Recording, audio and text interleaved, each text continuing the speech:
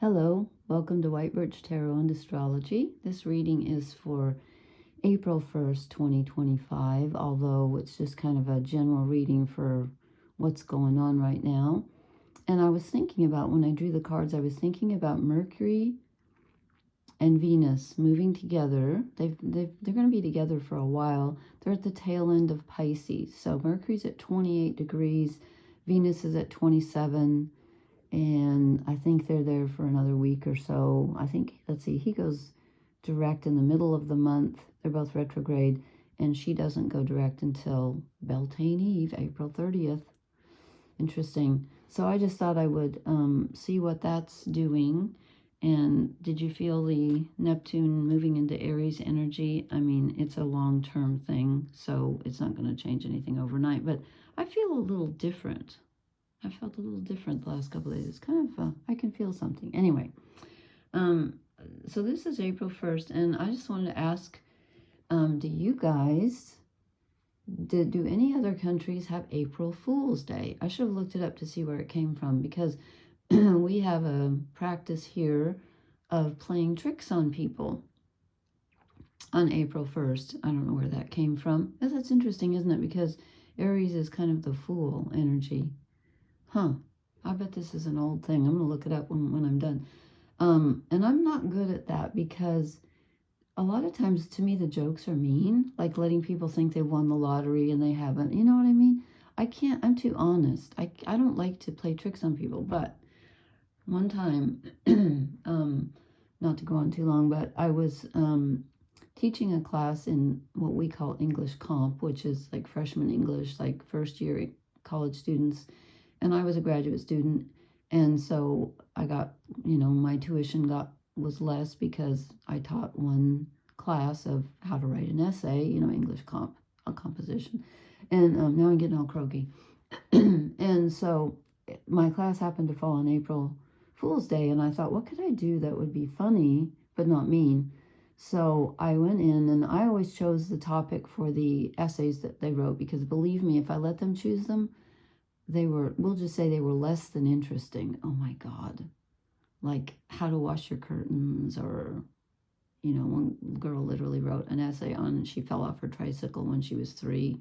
I tried to talk her out of it. She wouldn't listen to me. Anyway, it's a long story. Very boring.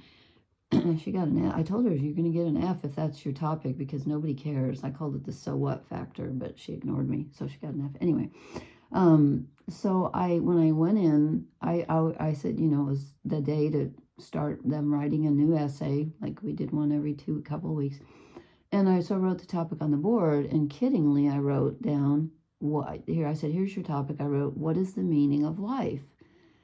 And I thought that would be really funny. And so I turned around, after I wrote on the board, expecting them all to be going like, oh my God.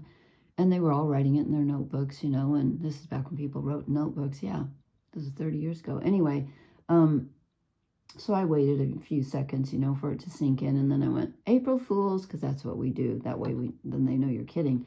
And they all looked at me and said, what? And I said, April Fools, I'm just kidding.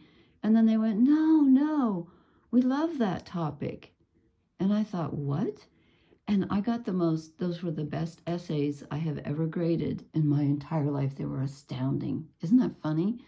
They wanted to do it, and they did, and they were brilliant. So anyway, I just had to, that's my good April Fool's story. I hate it when people play tricks on me. Ugh. Okay, so this is the Oak, Ash, and Thorn deck. Now, I have been dropping things ever since Mercury went retrograde, and I dropped the deck twice all over the floor, but this card came out this is for us. This is the Cross of Truth, and it's the Ace of Swords. I'm like, okay, really? We have a decision. We think we know what we're doing. We have a decision, a thought. We have a creative thought, and with Neptune and the Sun both in Aries, you could be feeling some creativity. I forgot to check and see when Mars goes into Leo, but that will be nice. That will really boost things along immensely. Let's see. He is at 22. Yeah, it won't be too long. Maybe a week or two. Okay. So you're up in your head, though. You're up in your head. There's a lot of mental energy going around. I think it's that Jupiter and Gemini. I really do. Jupiter expands everything, and Gemini is our day-to-day thinking and communicating. I think it's really making a lot of mental spinning, at least for me. Then I said, what do we need to let go of? Now, somebody in the last reading I did got this. I'm always a little perplexed when I get the Lovers as something we need to let go of, because the Lovers can be romantic, you know, a romantic union. I don't think it's that in this case. I think it's the choice. There's something that we're considering. We have an idea, and it's okay to have an idea. I'm not saying it's not, but I don't think this is the time to make a choice right now because of the retrograde energy and Jupiter. I just feel like as long as Jupiter's in Gemini, there's a split too. Gemini energy, it's good. I mean, it rules communication. You know, Geminis are very good usually at communicating, and they're also good, as I pointed out last time, at multitasking. If you want somebody that can do 15 different things, get some Gemini energy. They're not the only ones, but they're really good at that. So I think this is telling us, don't make a choice at this time. Not yet. You can think about it, but don't make a choice yet. Because then I said, what do we need to move toward? And I get the Two of Swords. I was like, wait a minute. So let go of making a choice, but don't make a choice. So then I thought, okay, what it's saying is, it's saying to embrace the energy of not making a choice. It's not just don't make a choice, but stop going back and forth in your head about making a choice. And be okay with that, because we have so much Pisces energy still. We still have 4 planets there. Well, one is the North Nodes. It's not a planet, but 4 things. Wait, 5. Excuse me, 5. Saturn, Neptune. No, I'm sorry, Neptune moved out. That's why we only have 4. So Saturn, North Nodes, Mercury, and Venus. Okay, so be okay with not knowing which direction you're going to move. Never end a sentence with a preposition, because Winston Churchill said, that is a rule up with which I will not put. Okay, I love anybody that would say something like that. Okay, anyway, then I said, what is our challenge? Yeah, the King of Pentacles. Our challenge is to stay grounded, because right now that is not easy to do. It is not easy to do, to not only ground yourself, but this is like that card is saying, to be comfortable right where you are, even though you don't know where the hell this is all going, because I would be surprised if you did know right now. So just try to be in control of what you can control. Take one day at a time, one step at a time. That's all we can do right now. Honestly, things are weird. And then I said, what blesses us? And we get more pentacle energy. So there's no fire. We have no wands for the Aries energy. We have no cups for the Neptune, or the Piscean energy. It's pentacles and swords. So we're up in our head, and we need to stay grounded. So 8 of Pentacles, hard work. Keep working. Work on physical things. Don't put all your energy towards thinking or making rash decisions. Just take it slowly. I know that seems boring, but truly, just if you can stay grounded at this time, you're doing well, because we need to. This is a very transitional time with Neptune moving into Aries, Pluto, you know, recently in 6 months or whatever, moving into Aquarius, and it's just all the eclipses and the retrogrades, and this is strange times indeed. Most peculiar, Mama. Now I'm quoting John Lennon. Here we go again. Songs keep coming out of me. I guess that you get to a certain age, it's like every single sentence you say is a lyric from some song. Then I asked, what's holding us back? And I get the 9 of Swords. Again, too much up in our head worrying, and also too much worrying about, like, I don't know what's going to happen. I don't know which way to go. I'm feeling, you know, I'm out of control. Yeah, we are right now, truly. You can control your daily actions if you're lucky, but that's about it right now. So try not to be up in your head, try not to be afraid. And then this one I'm a little confused about, because it's the 10 of Pentacles, and it told us our challenge is to stay grounded, and our blessing is to work hard again and be in a grounded fashion, in a step-by-step fashion. And then I get the Ten of Pentacles as the shadow energy. So the only thing I can think of is that we're bugged by not knowing. We're not feeling very stable. Like, this is like, you know, the generations, the wise men, the elders, and the women. There, I don't see any white. Here's some women, but they're younger. But anyway, this is, you know, like doing things the way they've always been done. Well, that's not going to work anymore because things have changed. Things are changing. Oh, there's a full moon. What do we have? One on the 13th, is it? Is it in Leo? I'll have to look. Anyway, no, I don't think so. Wait a minute. Oh, well, Aries? I don't know. I have to look. It might be in Leo, actually. So, okay. So, this is saying, you know, the shadow energy is kind of like trying to cling to the old ways. And that's not going to work right now. So try to be a little more flexible. And then I drew three fairy cards came out. And at first I thought, these don't make sense. And then they do. They do, I think. And especially because I was thinking, you know, Venus is retrograde.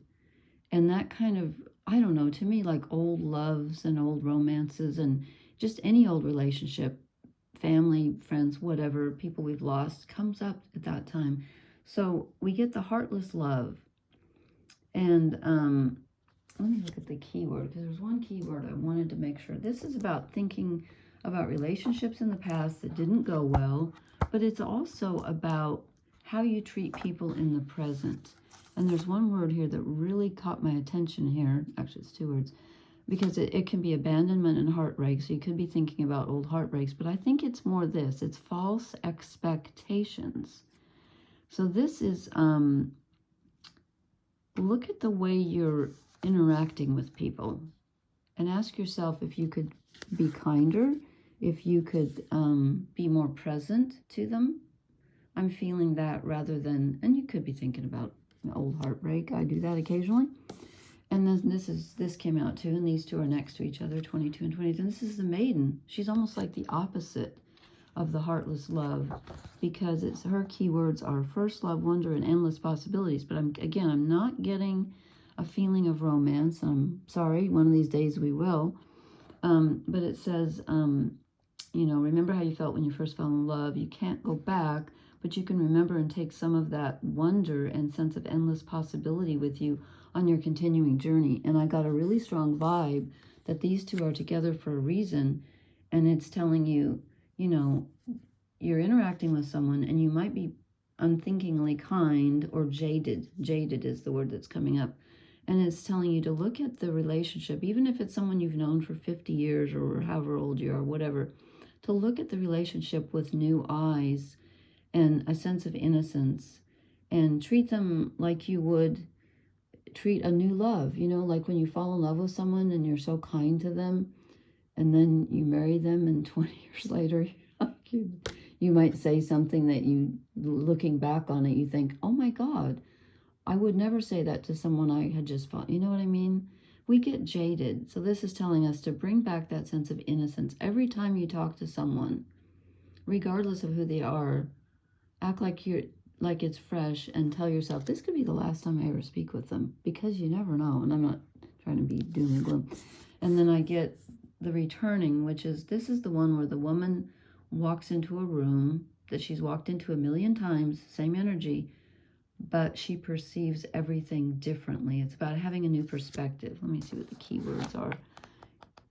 It's about, you know, it's the same relationship. And I'm feeling, again, I was thinking about relationships because of, you know, Mercury communication and Venus relationships, profound change, new perspective, and understanding. So it says, if you draw the returning, think about what it is that you really wish to change in your life. Yeah, that's the, you know, the waiting and sitting with the Two of Swords yet. Visualize what would happen if you just walked out of the room for a moment and upon returning found that your understanding of a present situation had changed in a profound way. What would it take to make that change happen? What could you do? How would you need to feel to shift your perspective? Sometimes by taking a moment to return to where you are now, you will be able to see the moment with greater clarity and insight, and the next step on your ongoing journey will become clearer as well. Yes, so we're not ready to take that next step, but we need to sit with this present moment and, you know, try to have a new perspective, which Neptune and Aries is going to give us, I think. And when Mercury and Venus go direct in a week or two, I think he goes first, that's going to, you know, things are going to change. So just be careful how you don't want to look back on things and go, oh my God, why did I say that? You know, with Jupiter and Gemini, lips can flap and things can pop out. And so anyway, okay. I will talk to you later. I'm doing my first public tarot reading this Friday. If I don't post, I'll probably post again, but if I don't, I'm doing, so pray for me. It's at a Mystic Fair, and I have to be a novice reader because I've never done a public event, so this will be interesting. I hope I do well. Anyway, okay, thank you so much for listening. Please hit the like, share, and subscribe buttons. I will talk to you later, and I will post my poem in a couple of nights. So anyway, I will talk to you later. Blessings. Good night.